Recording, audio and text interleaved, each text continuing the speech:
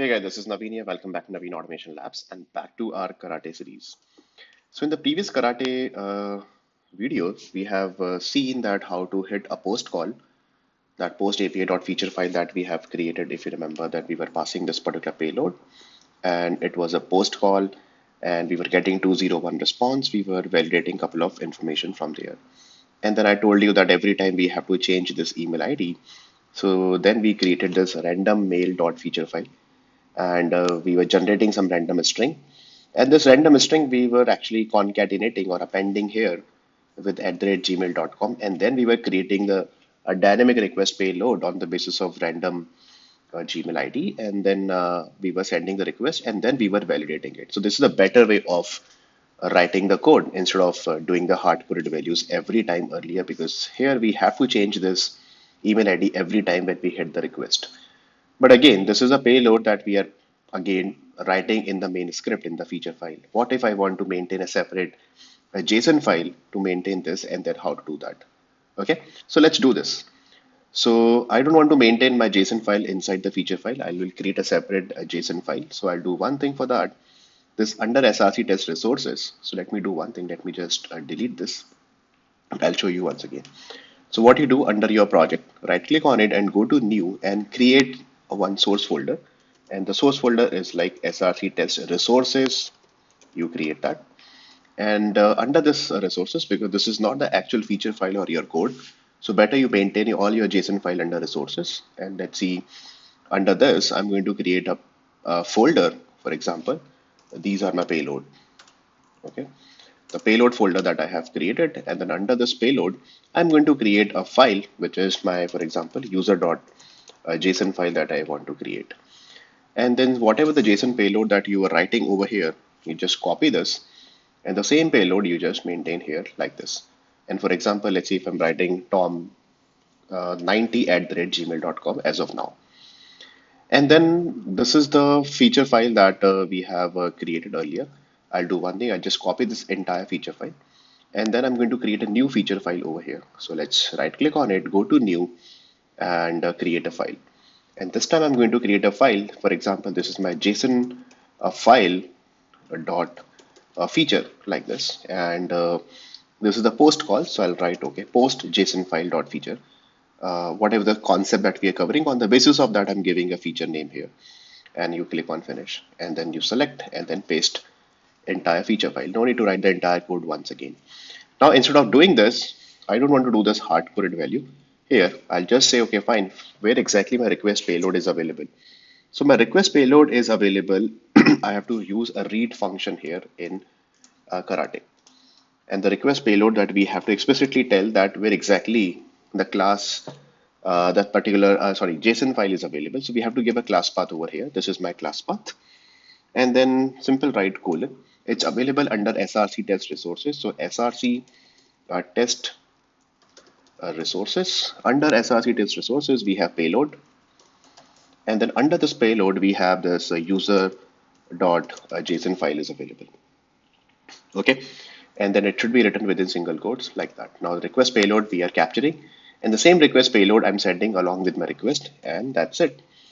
And when you run this program, let's see what happens. So let's run as, let me just change the configuration. And this is the project name. Let me just browse the right feature file name, post JSON file, apply, and then run. So let's see, it is really picking from this particular user.json or not. So here, yeah, we can see one failure we are getting. Let's see what is the reason of the failure.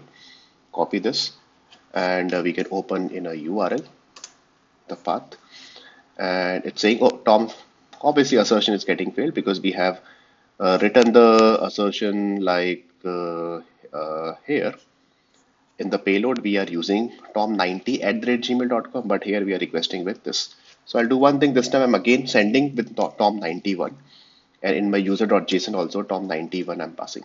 Okay, so the request successfully sent, but let's run it again. One assertion getting failed. Now this time it's perfectly fine, zero failure, absolutely fine. And then you just refresh it. And here you can see that is absolutely working fine. This is your background. You are reading the request payload from this particular user.json. No hard coded in your feature file.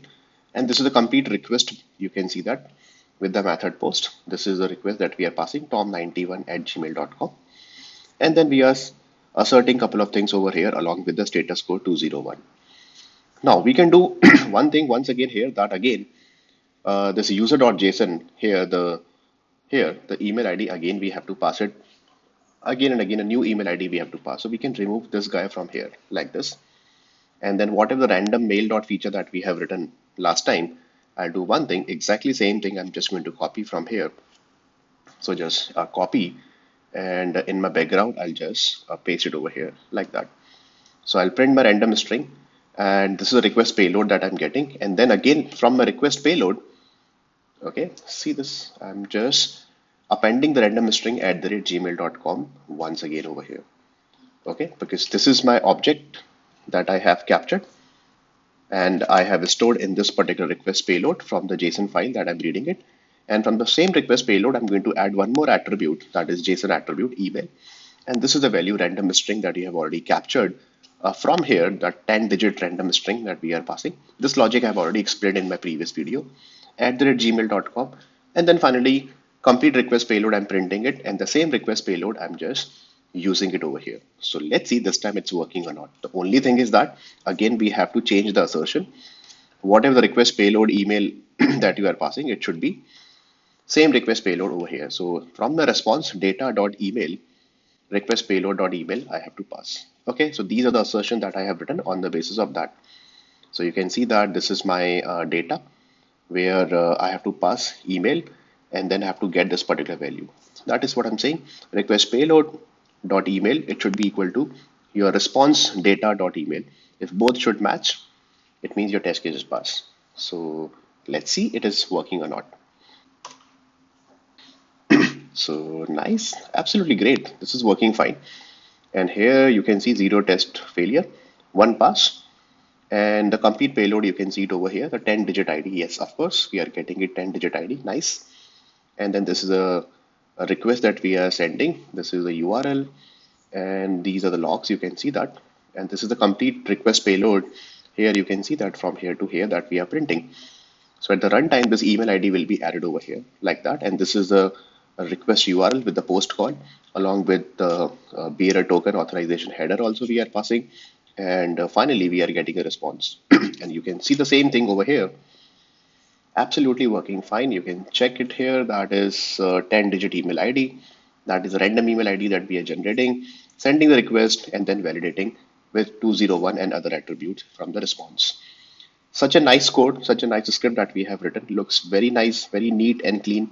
You can use it, and then you can read the JSON file from the class path from the specific file also, instead of making the hardcode values like that. For a small JSON payload, which is fine, but when you have a big JSON payload or something like this, you can do that over here. Nice. If you really want to update any specific attribute, access that attribute, update it, and then finally create the payload and then send the payload along with your request and then get the response like that. So that's all for this particular video. I hope it's clear. Simple, very straightforward. I'll upload this code in my repository as well. Just go through it and then let me know if you have any issues. I'll see you in the next video. Till then, take care.